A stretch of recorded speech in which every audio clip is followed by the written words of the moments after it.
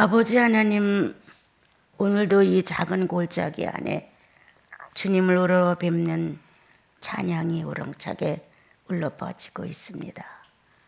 주님을 경외하는 마음, 사랑하는 마음, 존중하고 순종하는 마음, 늘 그 안에서 삶의 표현을 반듯하게 하고 언제든지 성령과 더불어 합의해 살 수 있는 거룩한 진심으로 이끌어 가시니 고맙습니다.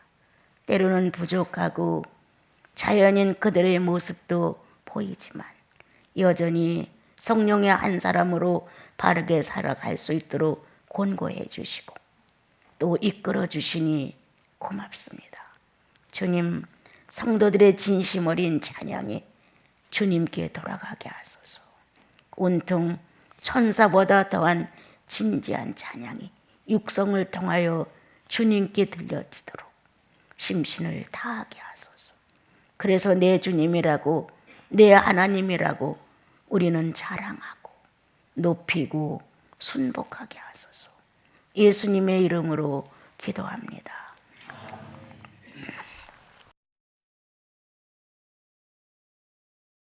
고민 중에 이제 하나가 있는데요. 그것은 이제 주님 앞에서의 이제 신선한 고민이겠죠. 예. 그것은 어떤 고민이냐? 내 자신을 놓은 고민도 많이 커요. 이루 말할 수 없죠. 그런데 이제 우리 나시린 식구들에 대한 고민도 못지않게 커요. 예수 그리스도가 실감이 있어야 되는데 본인들의 사생활 속에서 이거 실감 없는 예수님을 믿는다고 뭐 석상이나 이런 나무나 이런 식의 어떤 신앙을 그 자기들이 갖고 있으면서도 이거 모르고 사는 거 아닐까? 성령이라고 하는 이 살아계신 하나님을 사랑하고 거기에 순복하고 쫓아가는 신앙은 나라는 의식 전체가 같이 움직이게끔 되어 있어요. 그런데 이게 안 된다고 하는 이 자체는 무언가 이거 우리가 고장나지 않았을까? 일주일에 한 번씩 주님의 말씀을 들으면서 저거는 아직 내가 미처 알지 못했다든가 아니면 나 저런 과정이 지나갔어 한다든가 내가 저런 문제에서 늘 실패해 아니면 내가 저럴 때 성령을 의지하지 않아 나는 거의 극히 인간적이야 뭔가 발견하게 돼요. 말씀은 빛이에요. 빛이기 때문에 우리의 희미하고 어두운 부분, 침침한 부분을 아주 아름답게 비춰주시거든요. 뭐 강조하거나 억압하거나 이런 것이 아니라 아주 자연스럽게. 그래서 나와 여러분이 자신의 속을 느끼면서 내가 미처 여기까지 도달하지 못한 부끄러움이 너무 크구나. 내 스스로가 나를 발견하면서 아주 선한 마음을 갖게 되어요. 이게 하나님의 성령이 우리 안에 존재하심으로 우리를 가르쳐 주시는 거예요. 그런데 참 살아가면서 놀랍게 느끼는 것은 왜 예수화되지 않을까 조금이라도 마음 하나만이라도 뭔가 예수 그리스도를 위해 쓸 수 있는 말 한마디라도 뭔가 예수 그리스도를 통해서 은혜를 끼칠 수 있는 어떤 행동 하나라도 그리스도를 표현할 수 있는 작은 것이라도 10번에 10번을 다 하는 건 아니에요. 할 수 없어요. 능력도 없고. 그렇지만은 의식 전체 안에는 내가 누구야? 구속받은 자예요. 구속받은 자. 근데 우리가 누구냐? 이렇게 말하면 성령을 모신 자예요. 하나님, 삼위일체이신 하나님을 모신 사람들이란 말이에요. 그럼 하나님이 죽어 있느냐?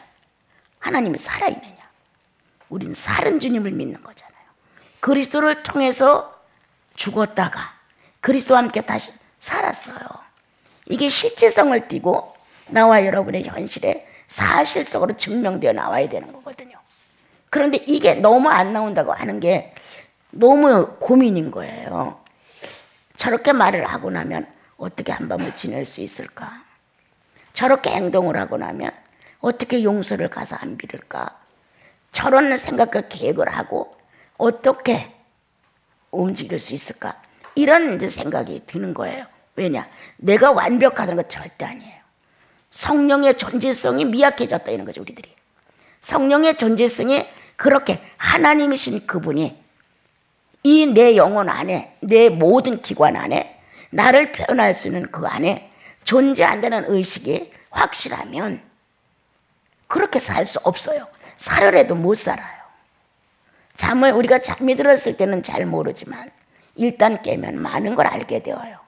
그것처럼 우리들의 의식이 뭔가 어둠에 있을 때는 감각이 둔하겠지만 의식이 밝아지면 드러나는 거예요.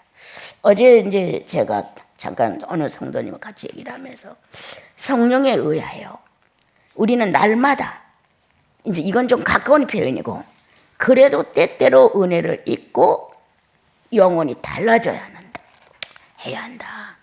왜냐하면 우리는 기도라는 삶의 생활의 기도가 있고 실제로 무릎을 꿇어서 손을 모아서 하는 기도가 있고 아니면 나와 여러분이 잠깐의 휴식을 하는 속에서도 우리는 기도라는 거를 놓치지 않아요. 왜냐? 그냥 기도니까. 그냥 살아가는 거니까. 예, 한 가족의 남편과 아내가 그냥 살아가는 거니까. 자녀와 부모가 같이 만나면 같이 살아가는 거니까. 이렇게 살아가는 삶의 표현은 늘 오고 가는 대화가 있어요. 또 오고 가는 감정의 흐름이 있어요. 예, 다 대화로 하지 않아도 느낌이라는 어떤 방향이 우리들 안에 움직여 간단 말이에요. 그러면 성령은 그렇게 하신다는 거예요. 특히도 1차 성도라는 신분, 2차 내가 그리스도와 함께 죽고 부활한 그리스도를 믿으면서 성장을 요구한다는 것. 이 안에 성령은 내 안에서 성장을 요구한다는 것. 다시 나신이라는 조금 더 구별된, 조금 더 거룩한 목표를 지향하는 이러한 모습 안에서 우리는 2차, 3차 신분의 모습이 있어요. 그것뿐이냐? 내가 어떻게 하느냐에 따라 예수 믿는 값어치가 올라가고 아니면 떨어진다. 내가 예수 그리스도를 어떻게 바르게 표현하느냐에 따라 그 인격적인 모습 안에서 예수가 고가가 되신다. 그런데 내가 행동하는 내 모습에 따라 주님은 아주 값이 하락되신다. 그러한 마음이 예수 믿는 사람이라면 있거든요. 아, 내가 이렇게 행동하면 안 되지. 삼자가 예수를 가치 없게 보겠지. 내가 이렇게 하면 안 되겠지. 삼자가 봤을 때 예수 없는 사람 같지 않을까.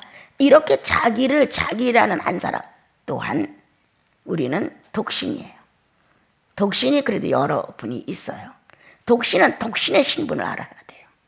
누구를 위해서 독신이 됐어요? 누구를 위해서? 자기 취미 생활로? 아니에요. 부르시니가 있고 내가 그것을 선택했어요. 부르시니와 그 내 선택이 하나됨으로 인하여 독신의 길을 간다면 내 편의 자체의 모든 삶의 모습은 그분 안에서 내 자세예요. 근데 이런 신분이 없는 거예요. 언어로부터 삶의 표현에서 의상에 이르기까지의 자기를 바르게 간수하는 것은 주님을 높여드리는 거거든요.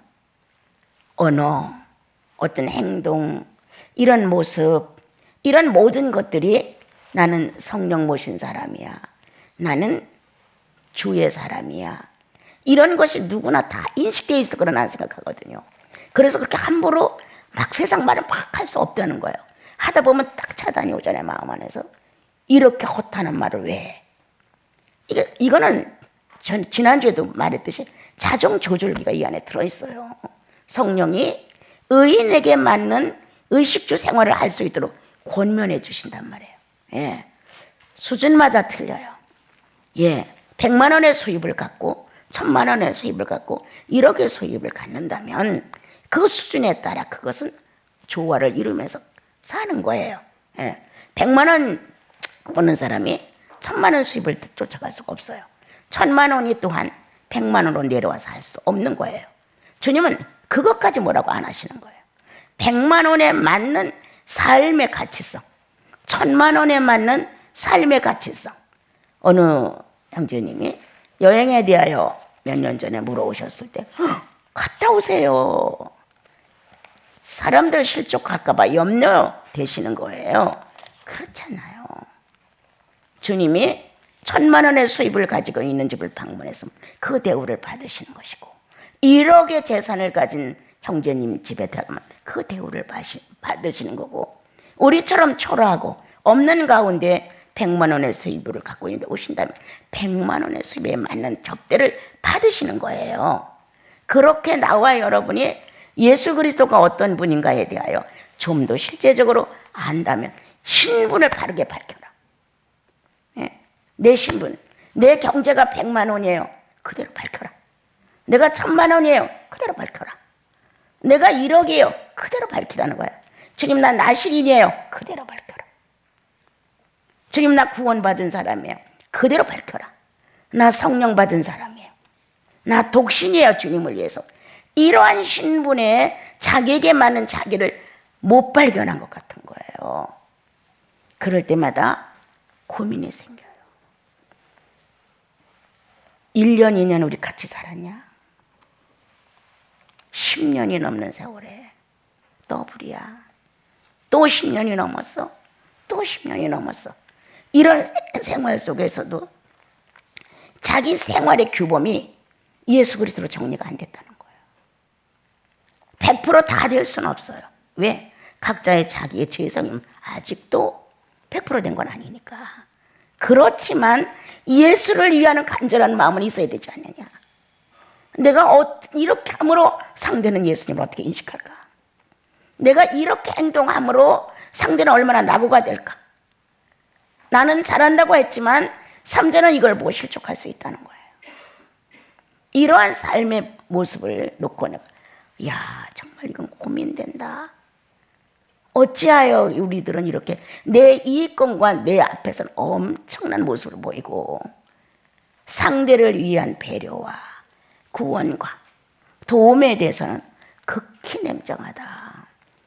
사랑이라는 말을 최고 많이 부르짖는 게 기독교예요.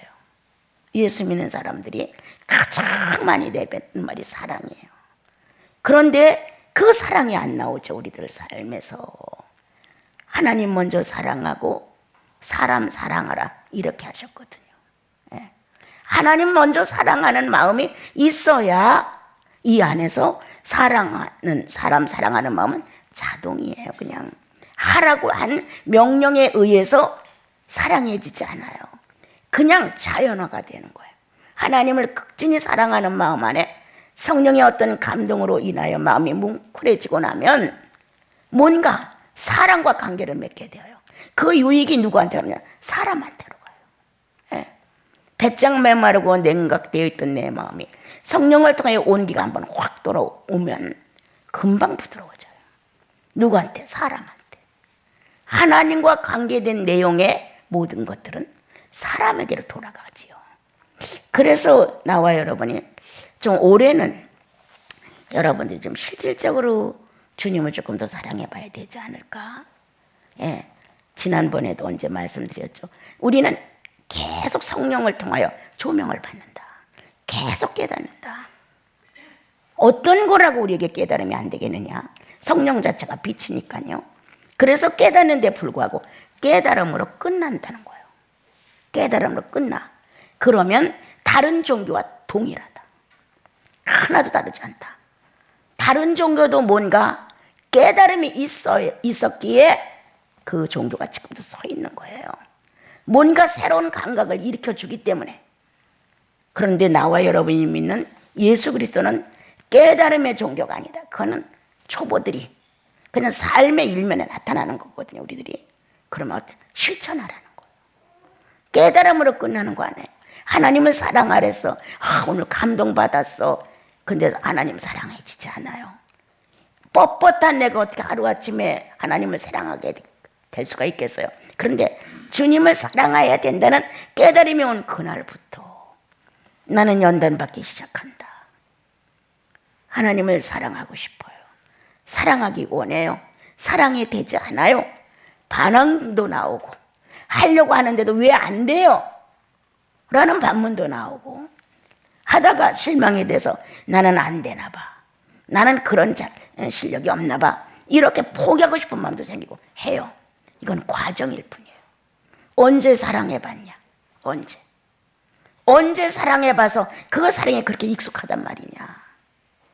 안 되는 거 뻔하죠? 하다가 도중에 실망되는 거 뻔한 거예요.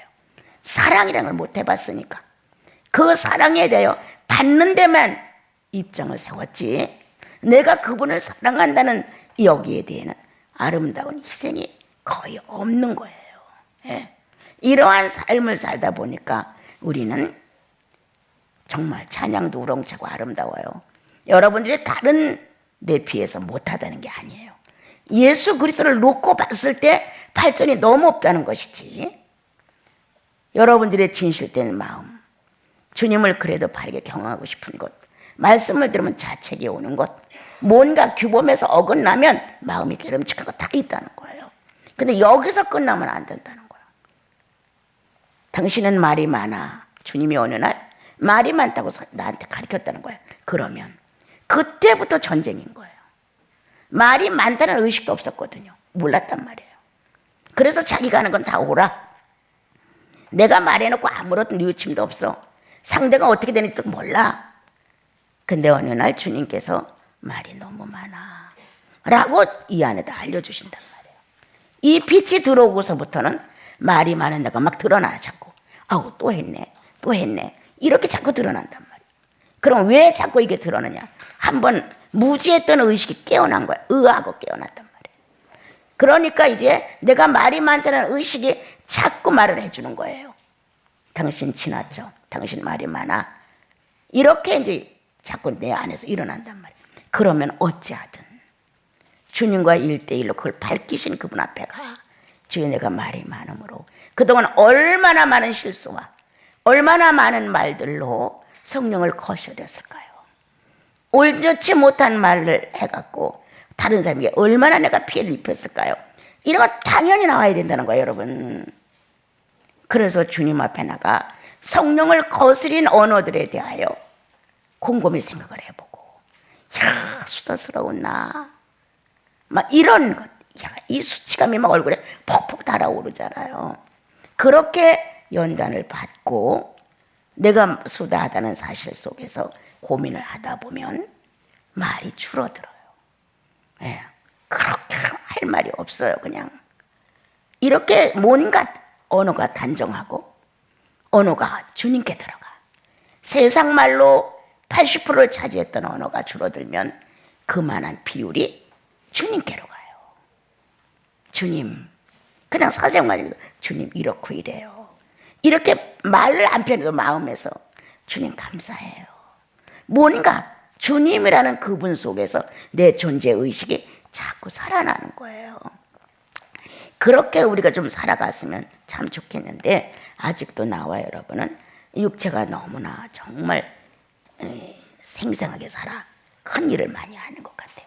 그러니까 성령이 하실 일을 못 하시는 것 같아요. 성령은 특별한 게 아니거든요. 우리는 막 성령은 큰 어떤 이적이나 행하고 표적을 행하고 어떤 행동을 하시고 막 이래야만 그게 하나님이야 이렇게 생각하는데, 이미 우리들의 체질 안에 생기가 들어가 다 점령을 했어요. 하나님의 의식으로. 예. 아주 자연스럽게 살아갈 수 있게끔 유별난 게 행동을 해줘서 하나님이 아니고 이미 창조 때 생기에 넣어서 나 한 사람이 그분의 운기로, 그분의 능력으로, 그분의 지혜로 내가 움직이게끔 되어 있단 말이에요. 그런데 그보다 한 수 위인 성령을 보내신 거예요. 성령이 우리 안에 오셔서 얼마나 예민한 감각으로 일하세요. 그건 말할 것도 없는 거예요. 그런데 우리는 왜 필요할 때만 요구하느냐? 왜 필요할 때만? 이분은 일상적인 우리의 삶에 함께 가는 사생활과 같이 나누는 이런 분으로 놓지 않고 필요할 때만. 우리는 오늘 출애굽기를 통해서 한번 조금 돌아보면 좋겠어요. 예. 이스라엘 민족은 애굽에서 나왔죠. 지도자는 모세였어요.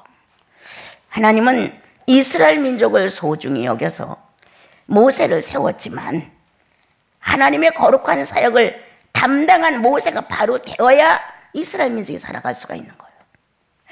그러면 지금 모든 막중한 책임은 누구에게 주느냐면 모세에게 주신 거예요. 그렇게 이제 나왔는데 뒤에서 바로 군사가 쫓아오고 앞에는 홍해 바다가 있고 양옆에는 높은 산들이 있는 거예요. 도저히 빠져나갈 수 없는 난관에 붙인 거예요. 이게 바로 예수 믿는 거라는 거야, 나는요. 이런 묘미가 없으면 무슨 예수가 그렇게 소중하냐? 주님 앞에서 주르르 눈물이 또 한 번 흘렀어요. 왜? 이렇게 만들어준 게 너무 고마워서. 내 조건이 좋았더라면 예수를 내가 절실하게 찾았을까? 나는 아니라고 생각해요. 그래서 부를 누리는 사람들의 예수를 찾는 것, 난 굉장히 가치 있게 생각해요. 나같이 실력 없는 이런 인간은 부가 따라오면 예수를 거침없이 낮은 자로 취급할 것 같아요. 그런데 나는 남들보다 모든 조건이 안 좋아. 그러니까 필연적으로 예수가 너무 좋은 거야. 예수 그리스도가 너무 내게 절실한 거예요. 그러니까 내 스스로가 나는 알아요. 나는 이 조건이 좋았으면 이렇게 타락했겠지. 나는 이 조건이 이렇게 좋았으면 이렇게 오만했겠지. 내게 이런 조건이 이만큼 있었으면 나는 말로는 예수 해도 실제로 예수를 옮기고 싶지 않다. 그랬을 것이다. 그런데 사람들이 보는 눈에 의해서 그가 행복하지 않는 삶을 살아갈 수 있는 조건이라는 거, 나는 이게 나를 너무 행복하게 하는 거예요. 이런 것이 있었기에 예수라는 이분이 너무 소중한 거예요. 그래서 이제 어제도 잠깐 얘기를 나누면서 예수라는 존재가 내 의식 안에서 그분의 현존과 내 실존이 실제로 하나가 되는 순간의 모습이 있어요. 기도를 하다 보면. 이건 내가 만드는 건 아니에요. 나는 할 수 있는 게 성령이 존재한다는 자각이에요. 나는 성령이 있어, 내 안에. 그 성령은 성자이든 하나님이시든 간에 나에게 전달할 수 있는 분이라는 거예요.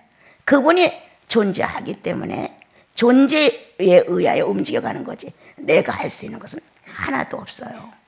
그런데 한순간 주의 성령의 은혜를 입히시면 맑아져요. 한순간 주께서 함께 하시면 둔탁했던 것들이 싹 사라지고 아주 밝아져요. 그런데 이 농도가 내 스스로 주님과 함께하는 소원과 갈망을 가지고 찾아 나가서 맑음과 밝음을 경험할 때가 있는가 하면 나는 어느 정도 존재하고 있고 성령이 역사를 하시는 거예요. 내가 얼마만큼 주님께 가까이 가는지 얼마만큼 가까이 가지 않는지 전혀 관계없이 그분의 투명성으로 밝음과 맑음으로 나타나시는 거예요. 그때 느끼는 예수 그리스도, 내가 그냥 느끼는 내 차원 안에서의 주님하고 그분의 성령 안에서 이 투명하신 그분의 맑음과 밝음이 한 번쯤 움직여질 때마다 달라지는 거예요. 그럼 그게 항상 있는 거냐? 그건 아니지만 하나님 자신의 존재는 자신의 모습을 자녀들에게 그렇게 깔끔하고 확실하게 전달하고 싶으시죠. 그러므로 자연적으로 그런 축복을 한 번씩 받고 나면 정말 맑고 싶어요. 엄청 맑게 살고 싶어요. 그리고 밝게 살고 싶어요. 그러한 갈망의 영혼 속에서 일어나게끔 성령은 간혹 은혜를 입히셔서 당신의 의식 공간으로 날 초대한다는 거예요. 당신 의식 공간으로 나를 초대해 주심으로 어느 때는 그저 육체가 느낄 수 있는 정도의 수준, 100을 놓고 본다면 한 30%, 어느 때는 정신계가 느낄 수 있는 한 60%, 그렇게 알려주시는 거예요. 그런데 어느 때는 정말 심령이 아무런 장애물 없이 그대로 드러낼 수 있는 100%. 이러한 성령의 의식 공간 안에 하나님 실제의 존재성이 알 수 있는, 그렇다고 이거 하나님이야 이건 아니지만 영혼 안에서 주님 하고 존귀한 그분에 대한 경외함이 영혼 안에서 막 빠져나가요. 주님. 이거는 뭐 누가 가르쳐줘서 되는 게 아니잖아요. 내가 주님을 향해 나가는 것 아주 작은 분량이다. 주님께서 그 자리에 존재하시는 그 능력은 어마어마한 것이다. 그런데 조금 주님에 대한, 그래도 성령을 모신 사람으로서의 태도를 좀 갖춰봐라. 그래도 내 삶의 사지백체의 움직임을 조금 더 존귀하게 여겨보면 성령은 자신을 그렇게 투명하게 거듭난 영혼들에 대하여 그렇게 책임을 지시고 일을 하셔서 이 땅에 존재하는 것보다 성령 안에서 주의 나라를 침노해가며 연결을 원하는 것 당연하게 만드신다. 당연하게 만들. 여러분, 실제로 육체의 불행이 온다고 하면 다 소리 질러요. 다 소리 질러. 고맙습니다. 내가 이제 세상을 뜨고 주의 나라로 갑니다. 이거 다 아주 드문 얘기예요. 이스라엘 민족이 하나님의 엄청난 축복을 받고 나왔지만 앞뒤가 딱 막히니까 모세를 향해서 원망의 소리를 크게 소리 질렀던 거예요. 차라리 애굽에서 죽는 게 날 뻔했다. 왜 우리를 여기까지 끌고 나와 이 모양새를 보게 하느냐. 이렇게 애굽에서 나온 거를 원망하면서 현재 난관에 부딪힌 이것을 협력하여 함께 뚫고 나가는 것이 아니라 분산시키려고 하는 거예요. 다시 돌아가자 애굽으로. 이런 말을 듣는 모세는 엄청난 연단에 직면하게 됐다. 나 누구인가? 나 누구인가? 내가 낳지도 않고 그들을 통하여 선택돼서 투표한 것도 아니고 하나님께서 하신 일에 가담이 됐는데 하나님의 사역을 모세가 대신 사역을 하고 있는데 백성들의 이러한 말은 모든 사기를 꺾는다. 여기서 일어날 자가 몇이나 될까?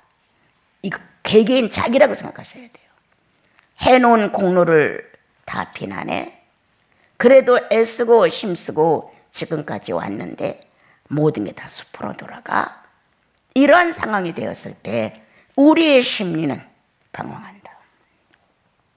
이 장면이에요. 모세가 방황하는 장면. 만약 홍해를 건너서 가나안에 들어가기 직전까지 어느 정도 연단의 시간이 걸렸으면 이런 방황은 오지 않아요. 그런데 그도 하나님의 직무를 만나 사역은 하고 있지만 연단되지 않은 심령이었다는 거예요. 우리가 구원을 받고 성령을 체험하고 축복을 받지만 죄에 대해 연단이 안 됐기 때문에 문제를 만나면 실패한다는 거예요.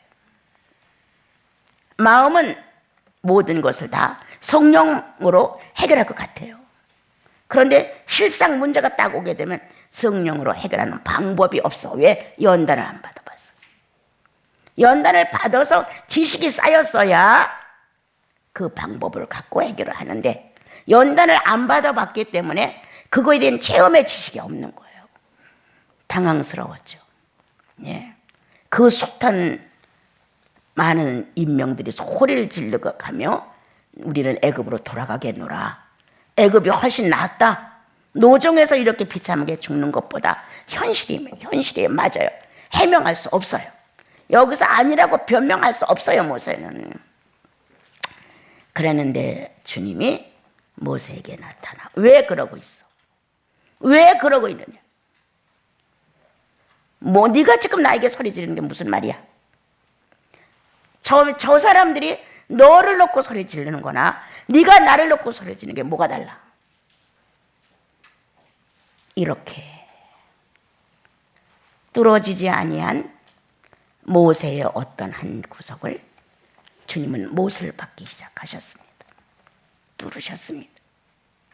예수 그리스도의 십자가의 못이 한 번씩 박아질 때마다 나와 여러분의 영적 체험을 하게 되는 겁니다. 한 번쯤 그렇게 나와 여러분의 콧대 높은 자아를 그렇게 한번 박을 때마다 나와 여러분의 자아는 구멍이 납니다, 여러분. 그런데 이와 같은 일을 예수께서 자기 육체에다 하셨습니다. 자기 육체에다 구멍을 내셨습니다. 자기 육체에다가 어마어마한 찢어짐을 나타내셨습니다, 여러분. 그렇게 해서 우리들의 구세주라는 내 모든 자가 1000개라면 다 그분 앞에서 고개를 숙이죠. 그분의 자아와 맞설 수 있는 자가 하나도 없죠, 우리들에게는. 그분의 자는 어떤 죄인과 한 번도 맞서지 않았기 때문에 자기의 하나님께 순복했기 때문에 사람을 상대로 자아의 싸움을 하면 반드시 상처를 받습니다, 여러분. 근데 예수 그리스도는 인류 전체의 자아가 소리를 지르며 네가 하나님의 아들이야? 왜 그렇게 무능해? 하고 악을 쓰는데도 주님은 거기에 대응하지 않고 어느 누구의 자아에도 관심 갖지 아니하시고 당신의 아버지, 본인의 성부, 이렇게 아버지에 대한 관심사 때문에 자기의 자아를 죄인들의 반응에 하나도 안 썼다는 거예요.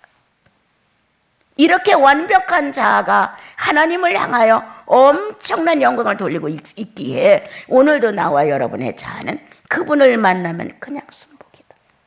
그냥 이유가 없어요. 내가 이렇게 어마어마한 계획을 세워서 내가 꼭 이렇게 하리라 해놨어도 성령이 한번 움직이시면 그리스도가 못 박은 자아가 실제로 한번 반응해주면 아주 무가 되죠. 예. 그게 무거운 짐이 아니라 무가 되면서 가볍죠. 감사가 터지죠. 그리고 기쁨이 솟구치죠.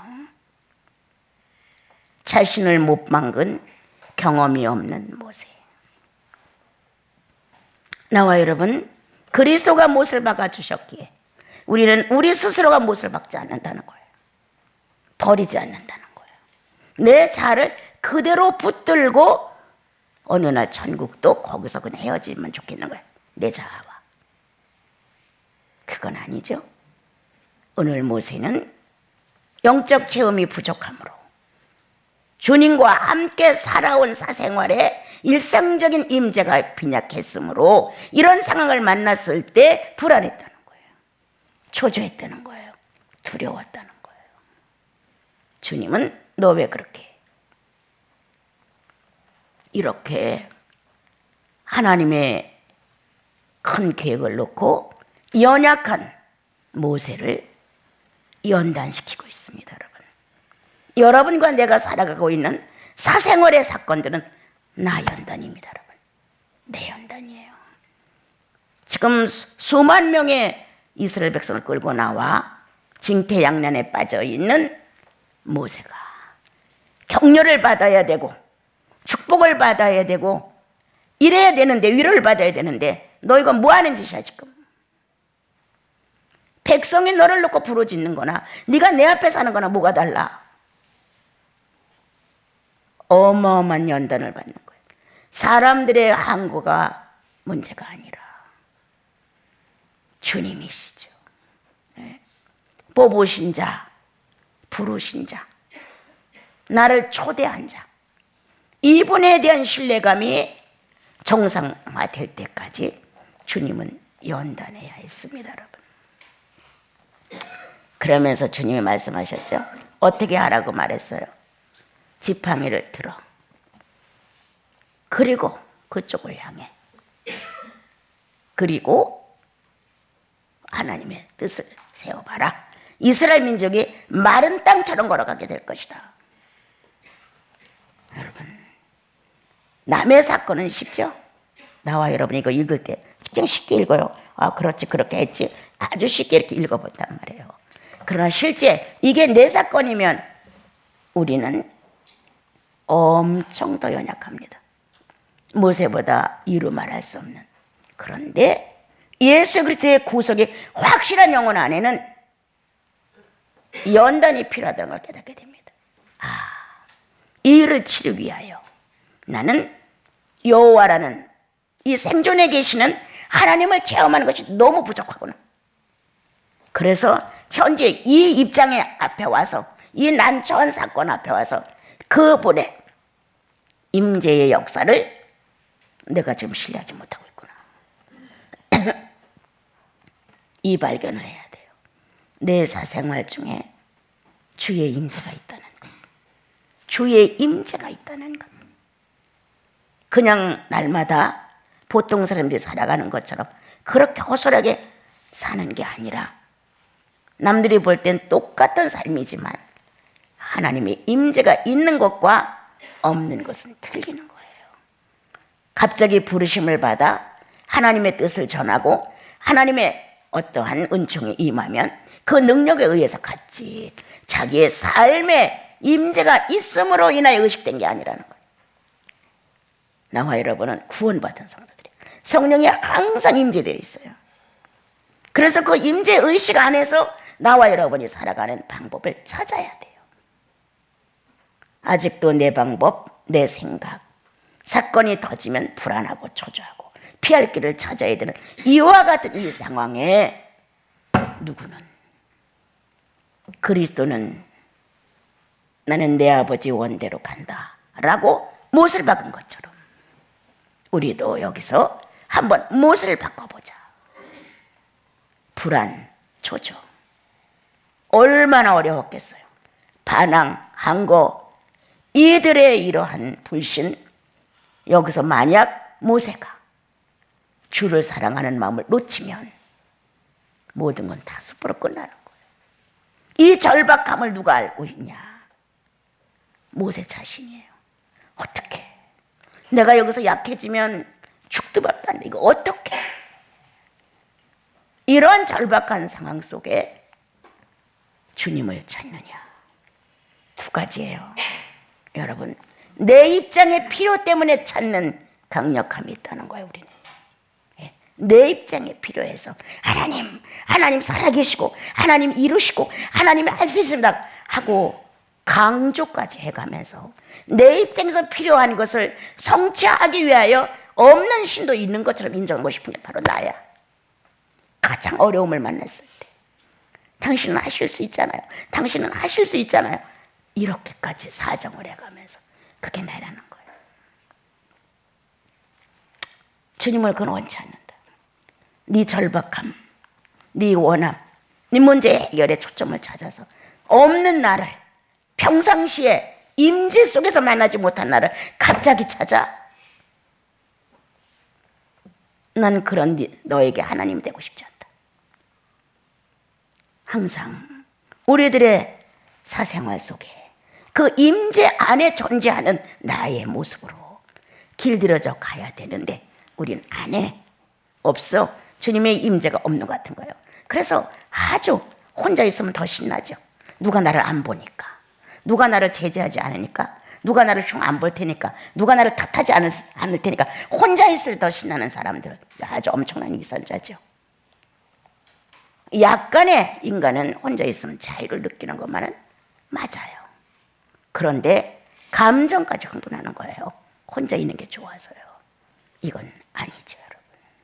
오늘 주님은 모세에게 일상적인 임재에 연약하다는 사실, 네 사생활 속에 여호와가 이렇게 같이 함께 현존하고 살고 있다는 사실에 미약한 그를 크게 호통치신다. 예.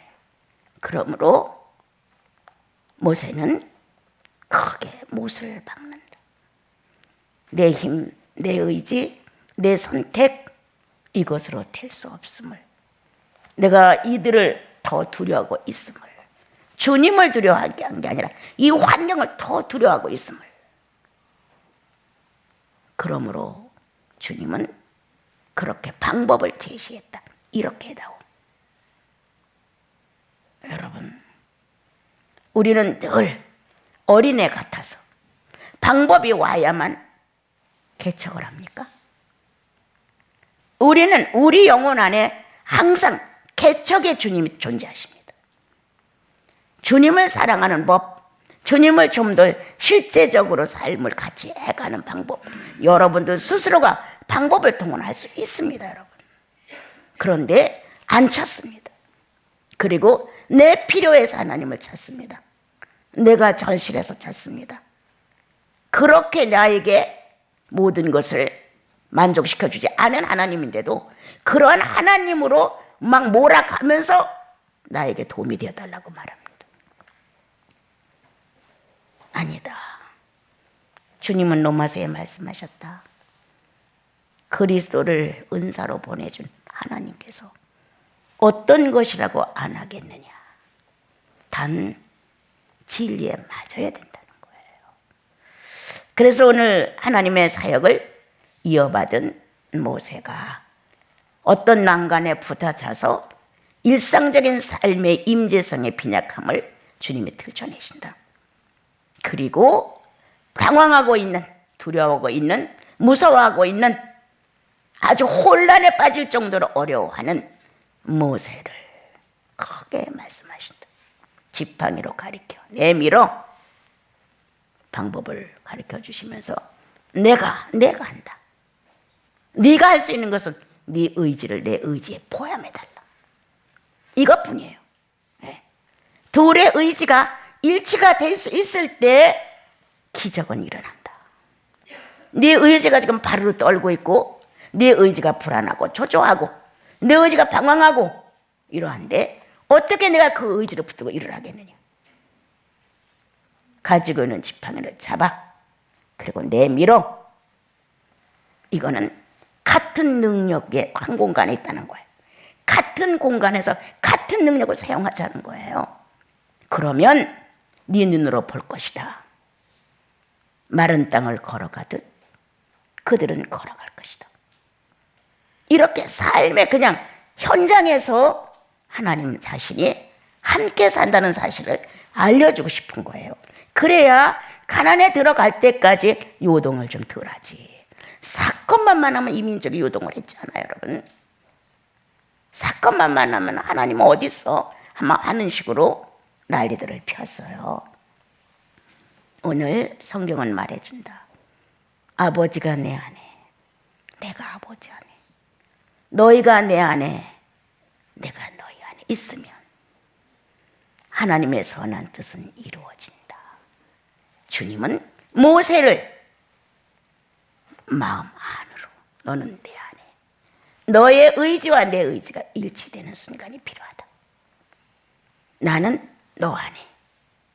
이렇게 둘의 의지가 한순간을 만들어내는 신뢰의 현실, 다시 말하면 믿음이 현실화되는 이러한 의를 여기서 주님은 새롭게 모세에게 능력을 입히시는 거예요.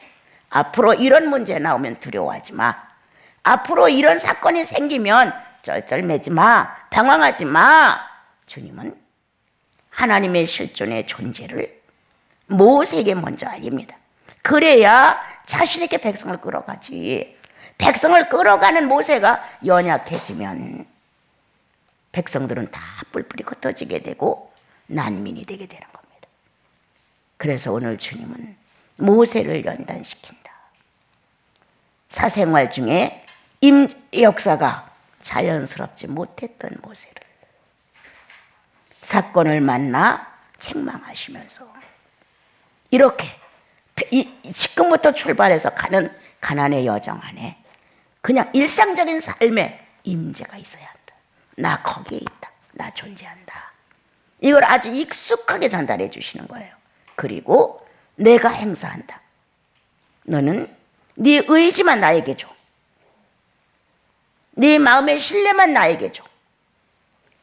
이런 의지의 인격만이 하나님이 필요로 한다는 거예요. 그러므로 물을 보고 벌벌 떨던 베드로가 아니고 상황이 어떠한 현실이 어떠한 그거와는 관계없이 내가 할 수 있는 것, 내 의지를 그분께, 그분의 의지가 나에게, 둘의 의지는 서로 만나 의를 이룬다. 그 순간에 주님은 모세를 끌어들인다. 얼로 하나님의 마음 안으로, 심령 안으로 끌어들여서 하나님의 어떠한 분인가를 그는 제3 경험하게 된다. 첫째 경험은 십계명을 받으러 가서 경험했다. 어둠 속으로 모세를 끌고 들어가신 주님은 그 현실이 하나님과 모세와 둘만의 정점을 이룰 수 있는 일을 시작하셨다. 그 일을 잊어버릴 수도 있다는 걸 우리들 삶 속에서 보게 되면 이렇게 되는 것처럼 주님은 지금 너와 내가 하나 되자. 너와 내가 하나 됨으로 하나님의 역사를 이루자. 그런데 꼭 이렇게 저렇게 해서 기도를 해서 밤을 새워서 소리를 쳐서 불안하다고 애쳐서 이렇게 해서 나를 끌어내지 마라. 나는 군중 속에 있고 나는 네 속에 있고 이 모든 상황 안에 나 존재한다. 그래서 사생활 속의 임재성을 모세에게 다시 한번 상기시켜 주시면서 앞으로 계속 살아가는 게 그렇다. 계속 걸어갈 때마다 난관에 부딪히는데 그때마다 너는 벌벌 떨을래? 두려워할래? 말로는 걱정하지 마. 여호와께서 다 일을 행하실 거라. 보라, 주께서 하시는 일을 말한다는 거예요. 정작 자기는 떨 수가 있다는 거예요. 정작 그 당시 모세의 심정을 한번 돌아가 보세요. 돌아가 보세요. 모세가 떨어나 안 떨어. 오늘 주님은 우리들의 자그마한 사건, 크고 작은 사건 속에서 우리는 너무 많이 주님을 모른다. 그래서 사생활 속에서 그냥 차분하게 사는 사생활 속에서 주님의 임재 안에 존재하는 나를 발견해라. 그래서 어떤 문제가 나오면 나 예수인이라는 신분에 맞는 나를 발견해야 한다. 성령 받은 사람으로서 존재한다는 이 놀라운 사실은 나와 여러분에게 담대함을 허락해 준다는 거예요. 오늘 주께서 하신 일, 사역의 미숙함으로 인하여 주님 앞에 이와 같은 새로운 역사를 쌓는 모세의 모습을 우리에게 보여주시는 것처럼 우리도 미숙함으로 우리의 사생활 중에 성령의 내재와 임재의 역사를 제대로 알지 못하고 살고 있는 것이 아닐까. 그리고 문제만 생기면 기도하는 거야. 해결받으려고. 누가 하나 아파봐. 큰 손해가 나봐. 무슨 사고가 발생이 돼봐. 주님 도와주세요 하고 글로 매달려 간단 말이에요. 이렇게 하지 말라는 거예요. 주님. 그냥 사생활 중에 나 너의 안에 현존하고 있어. 같이 사는 거야. 이렇게 주님이 모세를 자연화시키는, 성령 안에서 자유화시키는 아름다운 교육이었어요. 우리도 우리들의 삶 속에서 그냥 내 욕망을 이루기 위한 이런 기도의 소원을 얹지 마시고 성령 받으셨으니 사생활 중에서 그냥 그분의 임재 안에 존재하는 거예요. 언어도 예쁘고 진실하게, 행동도 점잖고 진실하게, 어떠한 내용들을 주고받는 거기서도 서로 존중의 인격이 나오고 임재의 현실로 돌아가면 우리가 이렇게 막 떼먹지는 않아요. 그렇게 막 행패적으로 하지는 않죠. 그래서 오늘 모세에게 하나의 대못을 박아주신다. 그리스도와 함께 십자가에 못 박혔나니 사생활 중에 임재에 연약한 모세를 못 박아준다. 그리고 사생활 중에 임재 안에서 살 것을 허락해 주시는 것이다.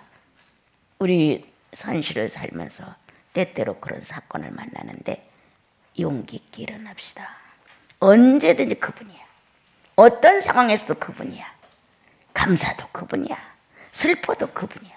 이렇게 주님으로 나와 여러분 충만해져서 주님은 오늘 나에게 어떤 대못을 박으실까?